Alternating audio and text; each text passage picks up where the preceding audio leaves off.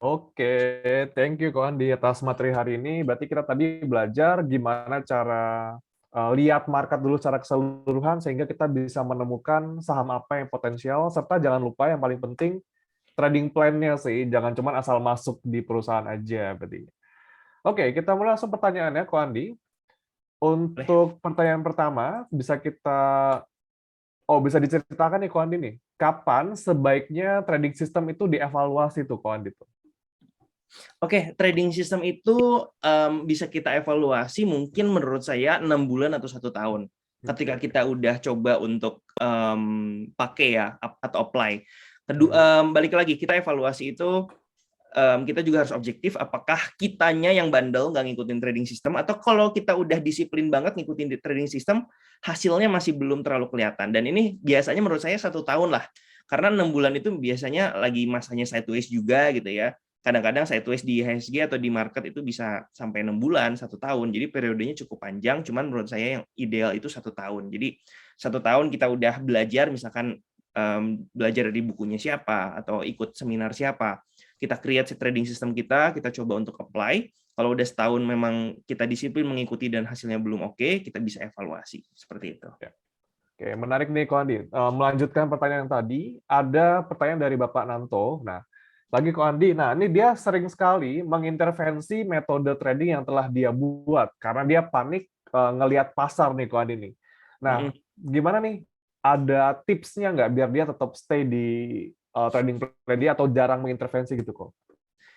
Oke, yang kalau saya pribadi yang pertama saya akan tutup telinga dan tutup mata yang lain. Jadi saya akan fokus dengan apa yang saya punya, informasi apa yang saya lihat sekarang.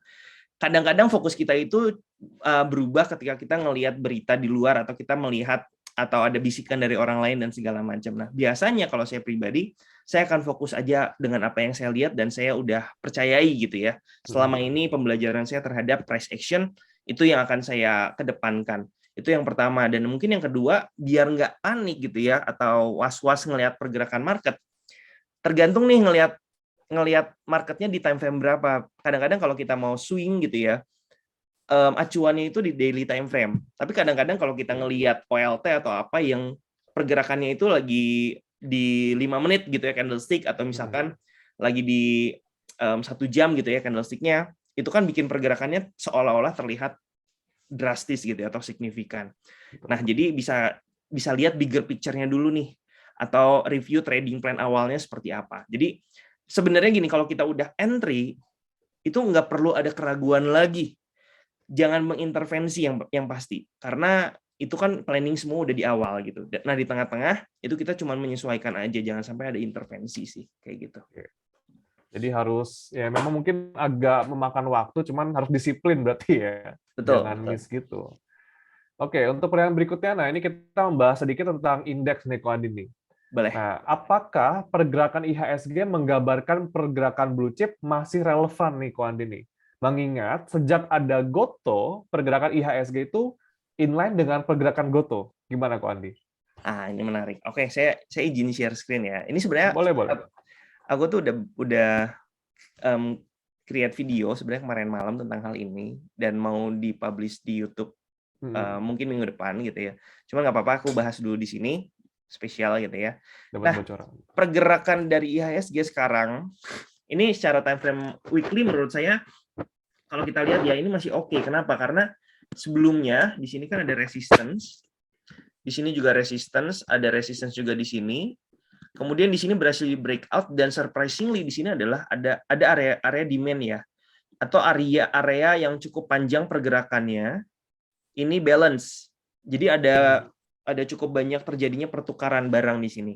Dan ini bisa di apa ya? Bisa kita note sebagai area demand. Artinya itu juga merupakan area support di mana kemarin ini ketika dia turun masuk ke area tersebut kemudian dia berhasil mantul atau dead cat bounce ya, naik lagi ke atas. Nah, buat saya pribadi untuk saat ini yang paling penting itu kita perhatikan area di 6.500 ini. Jangan sampai ini harga atau IHSG indeksnya itu sampai turun di bawah ini menurut saya. Kenapa? Karena ini juga sebagai sebuah jaminan bahwa IHSG-nya masih oke menurut saya pribadi ya. Tapi menurut saya ini juga nggak akan peluangnya mungkin kecil gitu ya untuk break dari sini karena merupakan strong support dan mungkin akan konsolidasi aja dalam beberapa waktu ke depan sih menurut saya. Jadi kita semua harus sabar dan sesuaiin aja dengan trading system yang kita punya sekarang. Nah, tadi korelasi blue chip terhadap IHSG seperti apa? Saya akan coba lihat ambil 3 top market cap ya di apa namanya? Di indeks kita karena itu juga berpengaruh besar terhadap pergerakan IHSG. Nah, ini adalah BBCA yang pertama. BBCA sebenarnya di weekly juga mirip dengan IHSG ya. Jadi kurang lebih seperti ini. Sebelumnya break dari resistance dan sekarang ada di area support. Ya, resistance become support. Tapi yang menarik di daily di sini, sorry. Ini lagi konsolidasi aja di area ini. Ya. Di atas ini resistance, di bawah ini support. Tapi di tengah-tengahnya di sini ada saya tarik garis, ini merupakan area minor support resistance. Kalau kita lihat di sini ada resistance, support, kemudian jadi resistance lagi. Dan sekarang lagi bermain di area bawah sini. Artinya memang ketika ini berkonsolidasi doang nih di bawah sini, IHSG-nya juga mungkin kecenderungannya akan konsolidasi juga ya. Until dia mungkin bisa bermain di area atas, kemudian dia berhasil breakout. Mungkin IHSG-nya pun akan bergerak lagi naik ke atas. Kemudian yang kedua nih, market cap yang kedua adalah BBRI. BBRI juga sama sebenarnya. Ketika udah naik, kemudian lagi turun nih sekarang, ya kan? Lagi bermain di area support. Di sini ada minor support resistance, konsolidasi juga. Nah, bagaimana dengan Goto? Goto ini sekarang udah jadi top 3 ya, menyalip Telkom kalau nggak salah. Dia punya market cap. Nah, Goto ini kalau sekarang kita lihat, kemarin sejak IPO kan sempat naik kemudian turun lagi ya. All time high-nya mungkin kalau nggak salah di sini 440-an atau 442. Nah, kalau kita perhatikan pergerakan beberapa hari ke belakang di sini, Goto ini memang lagi apa ya namanya ya? Strukturnya lagi bullish. Ya, di time frame yang kecilnya ini lagi bullish kalau kita perhatikan. Nah, sebenarnya berbedanya Goto sebagai blue chip gitu ya, atau saham-saham konvensional lain sebagai blue chip adalah range pergerakannya. Jadi ketika BBCA biasanya 5% aja udah luar biasa gitu ya. Buat Goto 5% biasa normal. Kalau kita lihat ini pergerakannya berapa persen? Tuh, 19% ya dalam satu hari. Nah, ini yang menjadi concern sih biasanya buat teman-teman semua. Tapi menurut saya kita juga sekarang bisa melihat kondisi Goto gitu ya, untuk melihat indeksnya seperti apa. Kalau misalkan Goto ini ada peluang untuk break all time high-nya di sini 442, dia mungkin akan naik dan IHSG-nya pun akan lumayan bergerak kayak gitu. Tapi kalau misalkan memang BCA dan BRI-nya ternyata malah turun gitu ya di area support ini, artinya akan dibalance dengan saham-saham konvensional lainnya. Karena kalau kita lihat Goto doang itu nggak akan bisa ngebawa IHSG bergerak sendirian. Biasanya Goto mungkin dinaikin gitu ya, harganya lagi naik. Tapi kalau misalkan majority saham yang lain, misalkan BRI, Telkom, BCA, BMRI, dan yang lainnya, itu tetap konsolidasi dan sideways, pergerakan IHSG pun akan cenderung tertahan kayak gitu. Jadi view saya kurang lebih seperti itu sih. Oke, menarik juga ya. Jadi memang Goto ada andil, cuman nampaknya nggak begitu banyak berpengaruh ya. Mungkin seperti itu, Pak Andi ya. Betul. Tetap harus lihat keseluruhannya.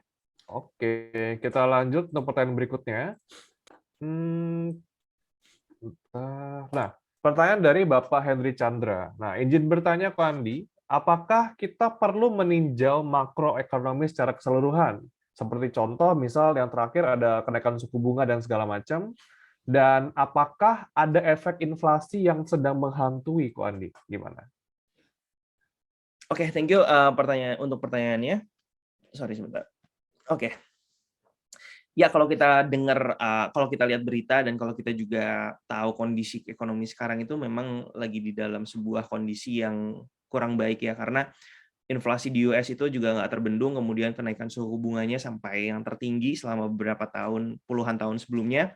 Itu juga menandakan sebuah kondisi ekonomi kita yang secara global ya, yang lagi juga perlu hati-hati.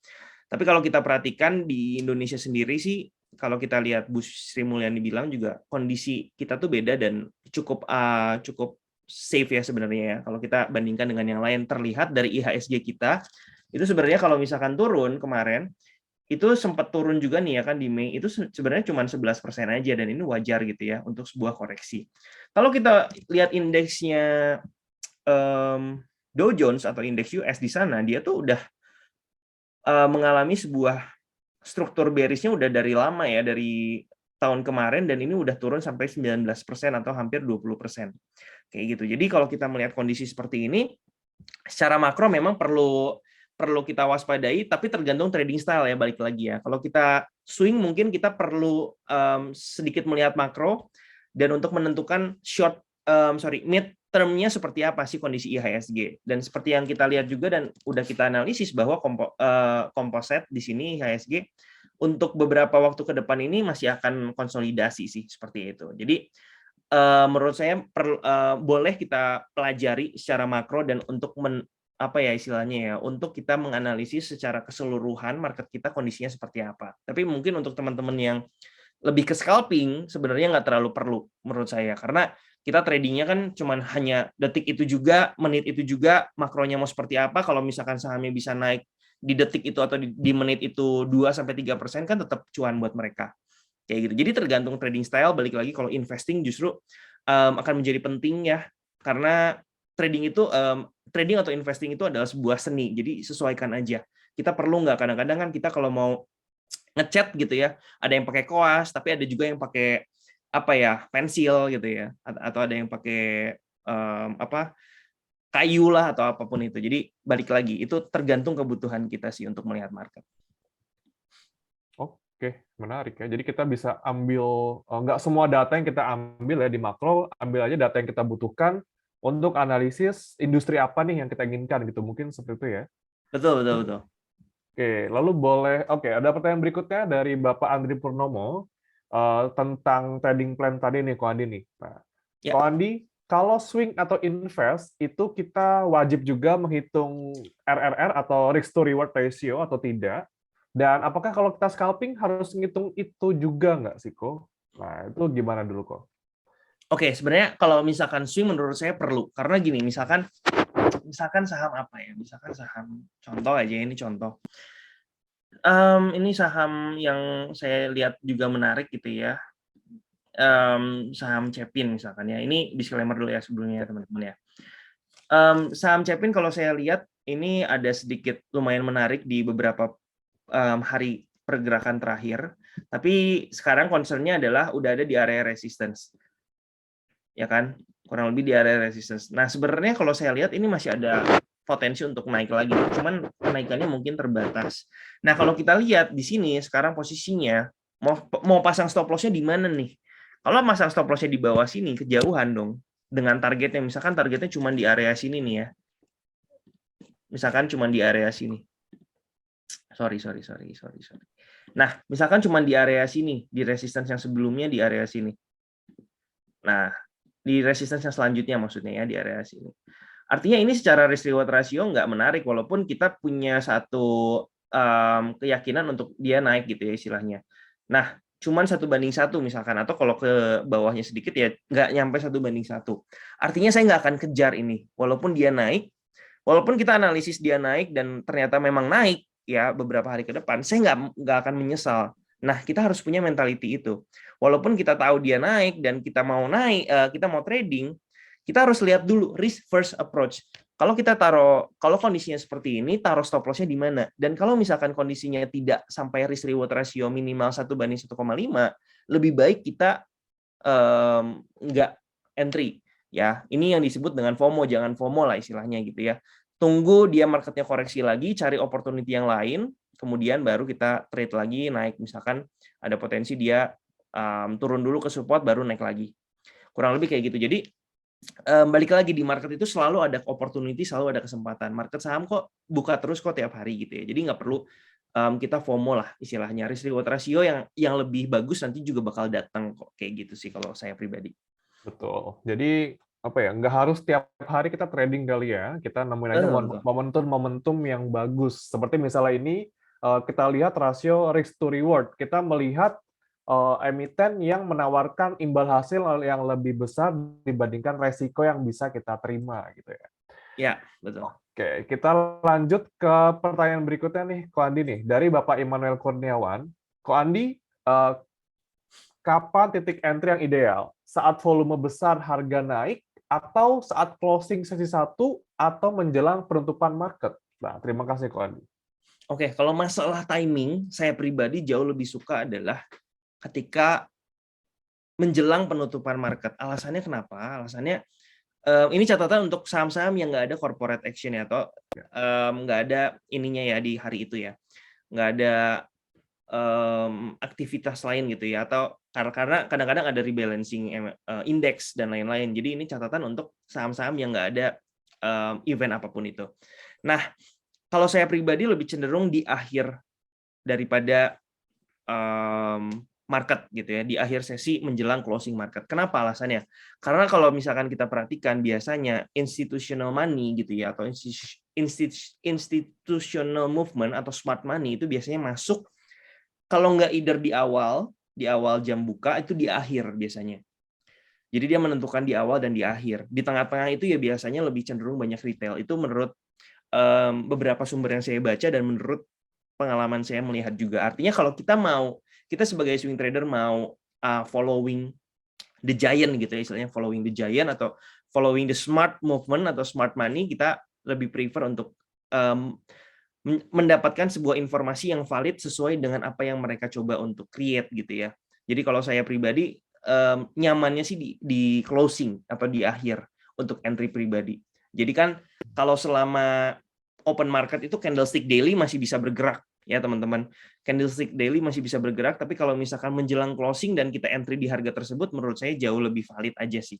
Itu kalau preferensi saya pribadi. Mungkin trader lain ada yang punya metode yang berbeda mungkin. Jadi nggak ada yang there is no one method fits all gitu ya. Mungkin itu yang bisa saya sampaikan dari saya. Mungkin trader lain ada yang bisa lebih profit juga dengan entry di awal gitu atau di tengah gitu ya. Cuma kalau saya lebih nyamannya di akhir sih kayak gitu. Oke, berarti kalau di mau akhir itu Ko Andi tuh masuknya pada saat post closing atau sebelum jam berapa? 2.50 atau gimana Ko Andi tuh? Biasanya 20 menit sebelum market close juga nggak apa-apa sih. Oke.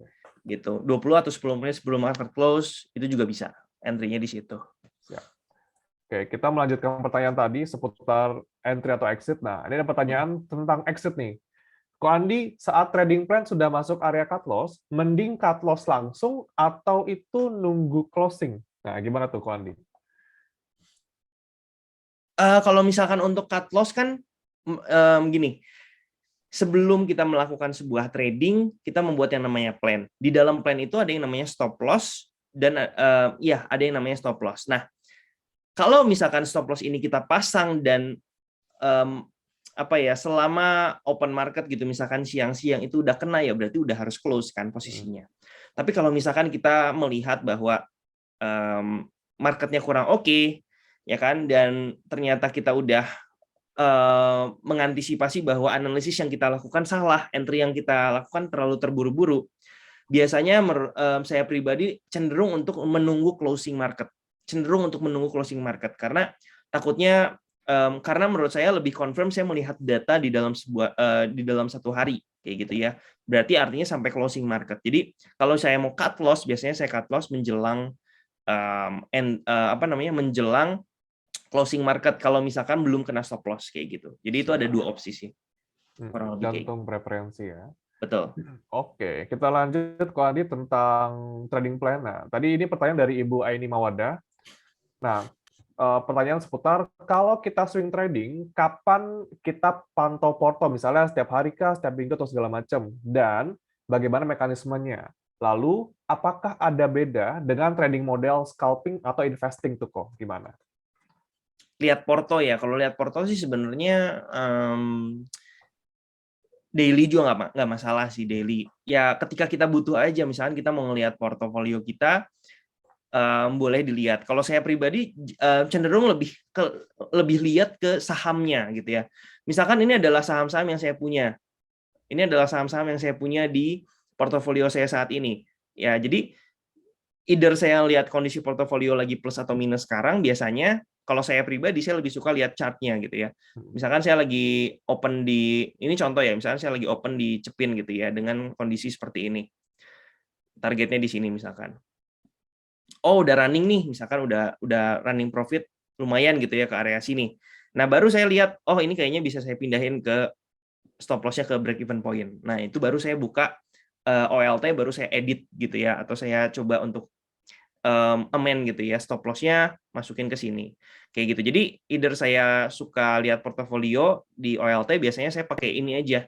Misalkan karena kan saya biasanya stock pick-nya itu cuma 3-4 ya, bukan stock pick atau stok yang saya punya itu di portofolio cuma 3-4. Jadi saya cuma lihat di sini aja sih biasanya. Oh ini udah kayak gimana, oh ini udah kayak gimana.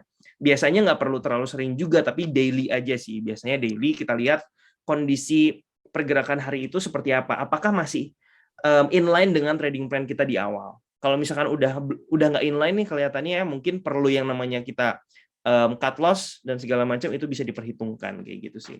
Oke. Nah, kalau scalping, tadi kan pertanyaan kalau scalping atau investing, balik lagi ya, kalau mungkin saya belum pernah juga serius untuk scalping dan investing, menurut saya itu preference masing-masing sih. Kapan kita butuh lihat portofolio kita seperti apa, kita lihat sih.